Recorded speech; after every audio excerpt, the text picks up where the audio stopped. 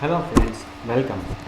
सो आपको याद होगा कि हमने अगले वीडियो में एक एप्लीकेशन डेवलप की थी, वीडियो नंबर 46 में, प्रैक्टिकल 46।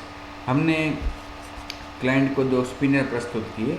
एक स्पिनर में वो सिलेक्ट करता है शेप, ओके, कौन सा शेप उसे ड्रॉ करना है, जैसे कि यहाँ पे वो सिलेक्ट करता है स्क्वायर। और दूसरे स्पिनर में वो सिलेक्ट करता है रोटेशन, फॉर एग्जांपल। तो रोटेशन एनिमेशन स्क्वायर पे अप्लाई होगा। ये एप्लीकेशन हमने पिछले प्रैक्टिकल में की थी। उससे आगे एक और भी चेंज किया हमने कि यहाँ पे अगर वो शेप बदलता है तो नीचे जो एनिमेशन सिलेक्ट हुआ है वो उस पर भी अप्लाई होगा। कहने का मतलब कि यहाँ पे मैं राउंडेड रेक्टेंगल सेलेक्ट करता हूँ तो वो भी रोटेट होने लगेगा। ओके, इतना हमने पिछले वीडियो में किया था। उससे आगे एक और चीज़ मैंने इसमें की है, वो है ये दो लाइंस जो अगले वीडियो में मैंने नहीं लिखी थी। आपके साथ जब ये एप्लीकेशन दूसरे पार्ट में डेवलप करके ये जो चेंज किया, तब ये दो लाइंस मैंने नहीं लिखी थी जो मैंने आज लिखी इसमें, इस वीडियो को रिकॉर्ड करते वक्त, करने से पहले, आपके सामने आने से पहले आज ये दो लाइंस मैंने लिख ली कि रिस्टार्ट करना है एनिमेशन को और इनफाइनाइट भी करना है। अदरवाइज़ पहले क्या था कि ये एक ही बार एनिमेट हो रहा था, लेकिन मैंने उसको कंटिन्यूस कर दिया है। ठीक है, ओके। अब आज इसमें मुझे क्या करना है मैं आपको बताऊं कि आज मुझे इसमें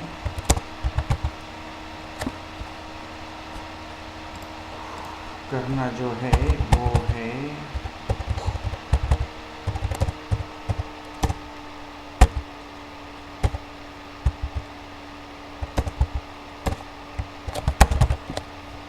ये जो हमने लास्ट में किया था। ओके, अब क्या करना है कि when ever client selects a shape from spinner 1 then animation from spinner 2, that selection should be kept in memory somehow so that when the application is closed and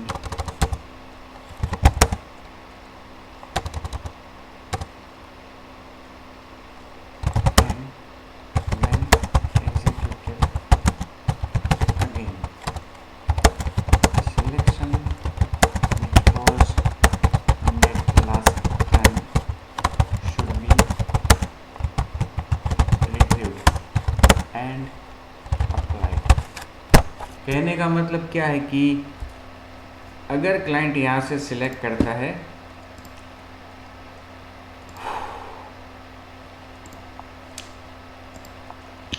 suppose कि client अपनी application को run करता है, okay, और यहाँ पे select करता है शेप, ओके, और यहाँ पे सिलेक्ट करता है एनिमेशन। ये तो रोटेट होगा तो भी पता नहीं चलेगा, सर्कल है तो रोटेट होगा तो वो कैसे पता चलेगा। अब सपोज़ कि इस एक्टिविटी को क्लोज कर देता है क्लाइंट, तो वापस जब शुरू करें इस एक्टिविटी को, तो लास्ट में जो शेप सिलेक्ट हुआ था और जो एनिमेशन सिलेक्ट हुआ था, अगर हुआ था तो वो यहाँ पे वापस अप्लाई होना चाहिए। तो कहने का मतलब ऐसा भी हो सकता है कि क्लाइंट ने इस एप्लीकेशन को अभी रन किया, फिर बंद कर दिया, 2-3 दिन के बाद रन किया, या 2-3 मिनट के बाद भी रन कर सकता है, 2-3 घंटों के बाद भी रन कर सकता है, 2-3 महीनों के बाद भी रन कर सकता है। तो इस हर सिचुएशन में आपको क्या करना है कि जब एक्टिविटी रन हो रही है तो उसका जो सिलेक्शन है वो परमानेंटली डिवाइस की मेमोरी में कहीं पे स्टोर करना है, इस डिवाइस की मेमोरी में कहीं पे स्टोर करना है, जिससे वापस जब वो लॉन्च हो एक्टिविटी तो हमने जहाँ पे स्टोर किया है वहाँ से रीड करके हम इस पे दोनों स्पिनर पे अप्लाई कर सकें।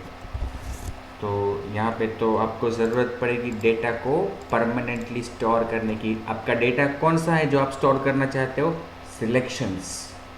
दो स्पिनर में क्लाइंट ने सिलेक्ट क्या किया वो आपको स्टोर करना है। तो मेरे ख्याल से अगर हम इतना स्टोर कर लें पोजीशंस, पहले स्पिनर की जो पोजीशन सिलेक्ट हुई है वो दूसरे स्पिनर की जो पोजीशन सिलेक्ट हुई, ये दो इंटीजर अगर हम स्टोर कर लें तो अपनी बात बन गई, है ना। तो ऐसा करने के लिए क्या करेंगे, डेटाबेस यूज़ करेंगे। डेटाबेस तो एक बहुत ही अच्छा मैकेनिज़्म है, स्ट्रक्चर है, लेकिन डेटाबेस बनाना, टेबल क्रिएट करना, database helper, SQL open helper बनाना केवल दो इंटीजर्स के लिए।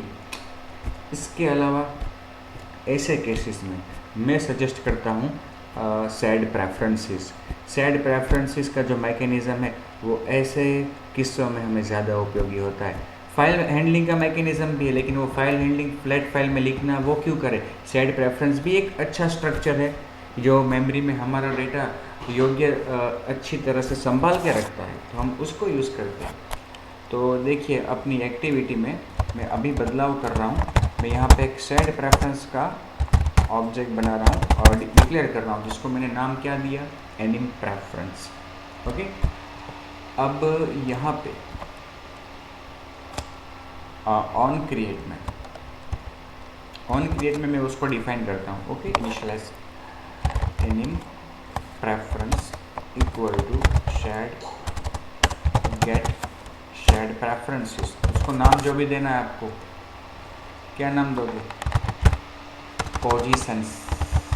ठीक है, ऐसा नाम देता हूँ पोजीशंस, और सेकेंड आर्ग्यूमेंट उसका मोड जो प्राइवेट रखूँगा। ठीक है, मोड प्राइवेट।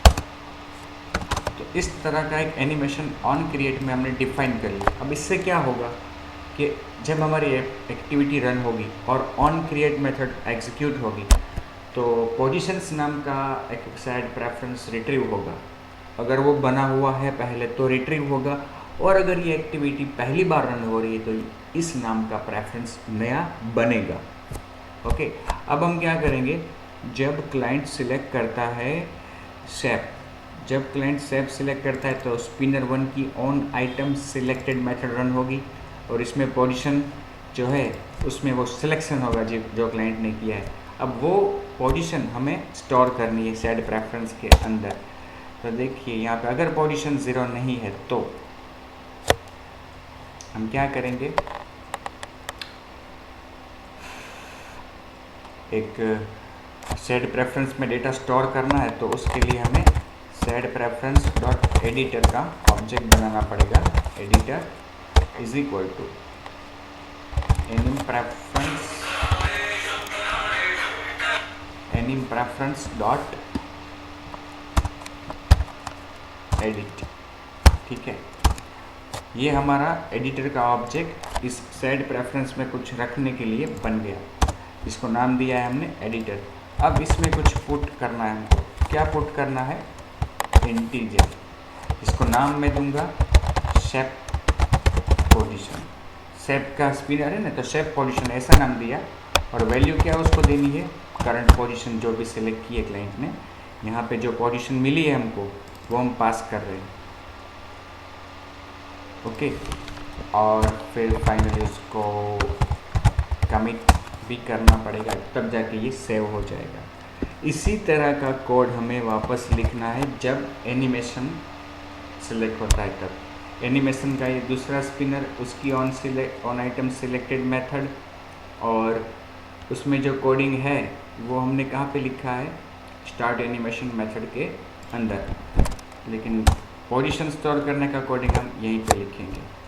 अब यहाँ पे हम जो नाम देंगे, क्योंकि हमें दो चीज़ें रखनी है प्रेफरेंस में, तो एक वहाँ पे रख दिया शेप एनिमेशन, शेप पोजीशन, अब एनिम पोजीशन। ओके, और वो भी कौन सा पोजीशन। तो इससे क्या होगा कि जब क्लाइंट सेलेक्ट करेगा दोनों स्पिनर में आइटम्स, तो दोनों की पोजीशन सेड प्रेफरेंस में स्टोर हो जाएगी। अब हमारी रिस्पॉन्सिबिलिटी क्या है कि जब ऑन क्रिएट मेथड रन होती है, ओके, तो हमें ये जो सेड प्रेफरेंस है अगर वो पहले बना हुआ है, मतलब कि एक्टिविटी पहली बार रन नहीं हो रही, पहले रन हो चुकी है, पहले सिलेक्शन हो चुका है, सिलेक्शन स्टोर हो चुका है, तो उसको रिट्रीव करना है। तो यहाँ पे मैं दो इंटीजर वेरिएबल लेता हूँ, इंटीजर एनिम पोजीशन और शेप पोजीशन। ठीक है, अब इस सेट प्रेफरेंस में shape position equal to anim preference dot get integer. कौन सी की थी उसकी? शेप जब हमने स्टोर किया शेप की पोजीशन, तो की क्या है उसकी? Shape position. तो यहाँ पे क्या लिखना है? Shape position. और अगर नहीं मिलता इस नाम का डेटा, मतलब कि पहली बार रन हो रही है, तो बाय डिफ़ॉल्ट क्या आना चाहिए? 0। इसी तरह से anim position equal to anim preference dot get integer, और वहाँ पे क्या की पास करेंगे? एनिमेशन के लिए जो की रखी है वो है एनिम पोजीशन। ओके, तो यहाँ पे पास करेंगे एनिम पोजीशन और डिफ़ॉल्ट वैल्यू 0। अब ये दोनों चीज़ हमें मिल गई, या तो उसमें 0 होगा या फिर इसकी अगली बार जो रन हुआ तब जो सिलेक्शन था वो इन दोनों में आ जाएगा पोजीशन। तो हमें करना क्या है? Spinner 1 dot set selection set position और spinner 2 dot set selection एनिम position, बस इतना करके रन करना।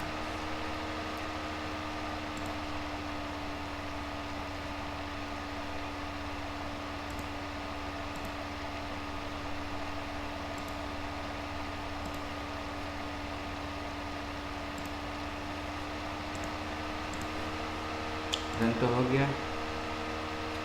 देखो,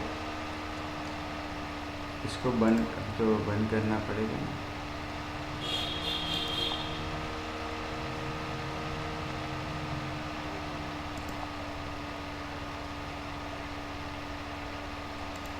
अब देखो, मैं इसको स्क्वायर सिलेक्ट करता हूँ, ठीक है, और मैं करता हूँ रोटेट।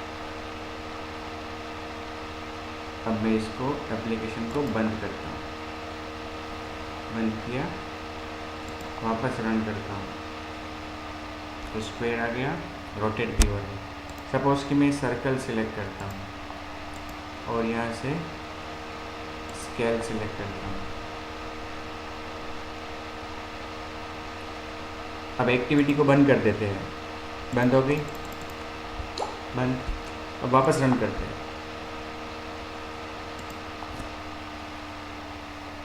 आ गया। मतलब कि लास्ट टाइम जो सिलेक्शन हुआ था उसको हम इस तरह से सेट प्रेफरेंस के द्वारा रिट्रीव कर सकते हैं और एग्जीक्यूट भी करवा सकते हैं। तो ये था सेट प्रेफरेंस का उपयोग जो हमने इस सिलेक्शन को स्टोर करने के लिए किया। इस वीडियो को मैं यहीं पे ख़त्म करता हूँ।